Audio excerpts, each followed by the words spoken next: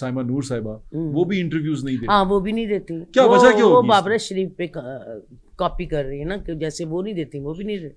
کچھ لوگوں نے اپنا ٹرینڈ بنا لیا کہ ہم نے مطلب نہیں کرنا. حالانکہ اسکرین پہ آپ تصویر بنوا رہے ہیں, دو باتیں کر دیں گے تو کیا فرق پڑے گا؟ میں بھی یہی سوچتا ہوں. یہ کوئی بات نہیں ہے. میں تو اس وقت صاف صاف باتیں کروں گی.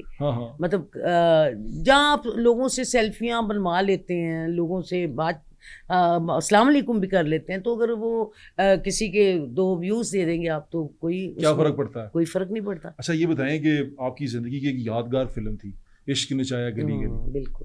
وہ اس کے بارے میں تو بہت سارے لوگ بات کرتے ہیں, ایک لیجنڈری فلم تھی. کیسا ایکسپیرینس رہا اس کا؟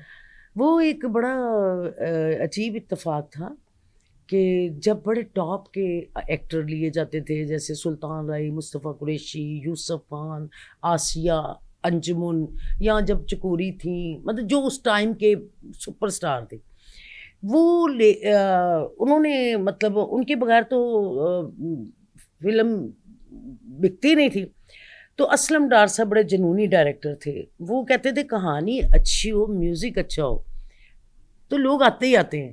تو انہوں نے ایک فلم شروع کی عشق نچاوے گلی گلی. تو وہ جب مجھے اور ایاز نائک کو لیا تو انہوں نے وہ شوٹنگیں شروع کر دی, اور وہیں پہ وہ لوگ بھی شوٹنگیں کر رہے ہیں, بڑے سٹار, وہاں پہ میں بھی کر رہی ہوں.